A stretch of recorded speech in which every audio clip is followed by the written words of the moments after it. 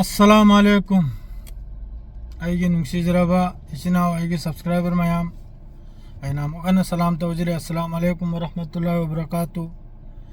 अदु इजरान ngambadi आइगे channel दु डेमोनेटाइज तवजखरे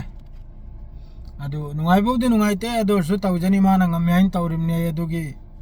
करमता कानुम नते अफसोस नते अदुन आइगे हिंगनी सुनते अदुगी लाइन दुना आई खोइदे थबक सु मजाने अदुम सु अदु नुंगाइते अदो अइना हजु इताव मयाम दा हाइरेसी मिंगम खकननी अइना इरुबदा मिंगम खकता हजिक तवनिरे मफम हाइगे ममिंगम खकतनी माना हजिक के कम्युनिटी स्ट्राइक पिराएगा डिमोनेटाइज तवगरेसे दो कसुनते मदो अइ हजि लिंगम पिजरके इताव मयाम ना मयाम सु नुंसी बिरे हजिक 6000 7000 की नगियानी अइगी सब्सक्राइबर से अदो मखोय ममांगदे याखोय अमत्त ओइरगा याखोय मुसलमान सिगी जोइसी इस्लाम सिगी जोइसी ओहेनसी नोमनिनी सिरा इन रिक्वेस्ट तवजरी सिरी मयामदा अमक्तंग ओंजेलेगा हजिकी चैनल सी अमक्तंग मोनेटाइज तवरेगा वीडियो अमा अनीदा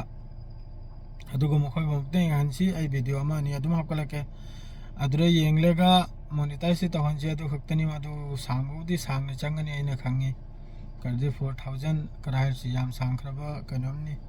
ओंथोकना इसुवाना कनमसी तवरखरमनी अदु मयामना अदुम तवबिदना अमतंग तवबिरो लिंक दो हापचरगे हा वाखल याम नुंगाइते सेंगना हाइबदा अदु खक्तनी फरे।